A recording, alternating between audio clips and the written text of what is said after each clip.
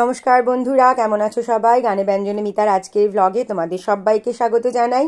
আজও আমি নিয়ে চলে এসেছি চিকেনের একটি অত্যন্ত সুস্বাদু ব্যঞ্জন। একটু বড় সাইজের বিরিয়ানির পিস চিকেন আমি নুন আর একটু লেবুর রস আর গোলমরিচ দিয়ে ম্যারিনেট করে রেখেছি। নিয়েছি গোটা এলাচ, দারচিনি, লবঙ্গ আর একটু জায়ফল, জয়িত্রী। কিছুটা পেঁয়াজ আমি ডুমো করে কেটে নিয়েছি। 10-12 কোয়া রসুন, দুটো বড় সাইজের টমেটো, একটু আদা, একটু কাঁচা লঙ্কা 4-5টা মতো, আর কিছুটা পেঁয়াজ কুচি করে বানিয়ে রেখেছি। আর এখানে রোজের যে মশলাগুলো হয়, ধনে গুঁড়ো, জিরে গুঁড়ো, শুকনো মানে অবশ্যই কাশ্মীরি লঙ্কার গুঁড়ো আর একটু হলুদ দিয়ে জল দিয়ে পেস্ট করে রেখেছি। নিয়েছি পালং শাক, কিছুটা পেঁয়াজ পাতা আর ধনে পাতা। এখানে এই তিনটে আমার মেন উপকরণ। তাহলে চলো আজকে বানিয়ে ফেলি চিকেনের যে সুস্বাদু ব্যঞ্জন, সেটা হচ্ছে বেগমতি চিকেন। তাহলে আস্তে আস্তে দেখতে থাকো কিভাবে কি করতে থাকি। প্রথমেই কড়াইতে একটু জল নিয়ে নিয়েছি। এই জলের মধ্যে প্রথমে যেটা করব সেটা হচ্ছে পালং শাক, ধনে পাতা আর যে পেঁয়াজ পাতাগুলো আমি নিয়েছি সেগুলোকে অল্প একটু ভাপিয়ে নেব বা ব্লাঞ্চ করে নেব, যেটাই বলো না কেন, সেটা একটু করে নেব। তো এর আগের আমি একটা ব্লগে দেখিয়েছিলাম যে কিভাবে এই সবুজ পাতা বা পালং শাকের এগুলোর কালার কিভাবে ইনট্যাক্ট রাখতে হয়, তো সেটা আমি এখানেও ইউজ করব। তো হয়ে গেছে আমার অল্প একটু ভাপানো পালং শাক, ধনে পাতা আর পেঁয়াজ পাতা আমি ভাপিয়ে নিয়েছি। এবার এটাকে আমি জল থেকে তুলে একেবারে বরফ জলে দিয়ে দেব, কারণ এই জল থেকে তুলে বরফ জলে দিলে এর যে কালারটা অনেকটা ইনট্যাক্ট থাকে। সেজন্যে আমি এটা জল থেকে তুলে নিয়েই একদম ডাইরেক্ট আমি একটা পাত্রে বরফ আগে থেকেই রেখে দিয়েছিলাম এই গামলাটার মধ্যে। এর মধ্যে কিন্তু আমি এগুলোকে দিয়ে দিয়েছি। একটু দেখিয়ে দিই তোমাদের। এই দেখো, বরফের কিউবগুলো দিয়ে আমি বরফের মধ্যে এটাকে রেখে দেব ঠান্ডা হওয়ার জন্য। তারপর এটাকে পেস্ট করে নেব। আবারও কড়াইতে জল বসিয়ে দিয়েছি। এবার আমি জলের মধ্যে পেঁয়াজ, যেগুলো ডুমো করে কেটে রেখেছিলাম, সেই পেঁয়াজটা দিয়ে দিলাম 8-10টা মতো কাঁচা লঙ্কা, দিয়ে দিলাম রসুন আর আদা, আর এবার দিয়ে দিচ্ছি টমেটোর টুকরোগুলো। এগুলোকেও আমি কিন্তু একটু অল্প করে ভাপিয়ে নেব। তো এটাকেও আমি একটু ভাপিয়ে নিয়ে নেব, তার কারণ হচ্ছে যাতে কাঁচা গন্ধটা না থাকে।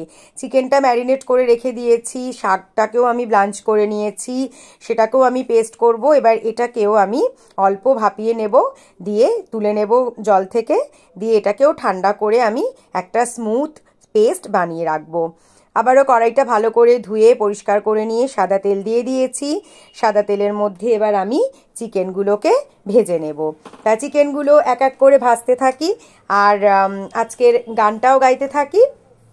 আমার বেলা যে যায় সাজ বেলাতে, তোমার সুরে সুরে সুর মেলাতে, আমার বেলা যে যায় সাজ বেলাতে, তোমার সুরে সুরে সুর মেলাতে, আমার বেলা যে যায়। এক তারাটির একটি তারে গানের বেদন বইতে নারে, তোমার সাথে বারে বারে হার মেনেছি এই খেলাতে, তোমার সুরে সুরে সুর মেলাতে, আমার বেলা যে যায় সাজ বেলাতে, তোমার সুরে সুরে সুর মেলাতে, আমার বেলা যে যায়।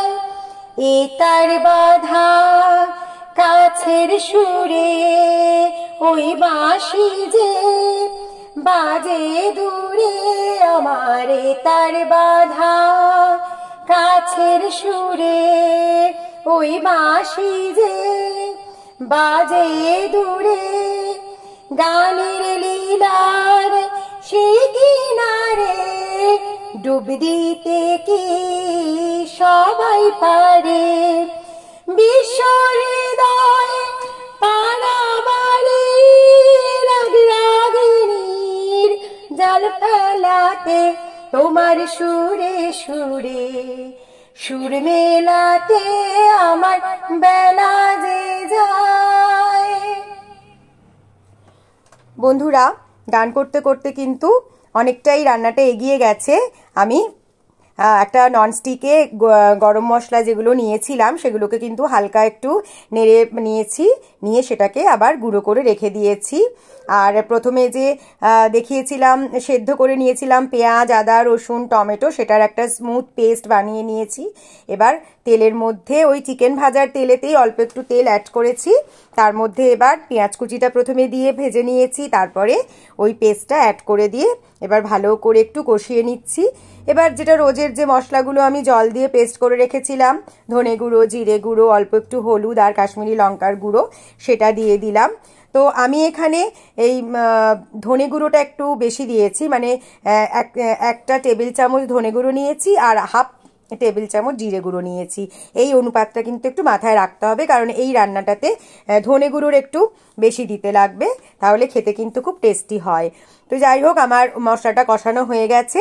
এবার যেটা আমার রান্নার আজকে প্রধান উপকরণ, পালং শাক, পেঁয়াজ পাতা আর ধনে পাতার যে পেস্টটা আমি বানিয়েছি সেটা এবার দিয়ে দিচ্ছি।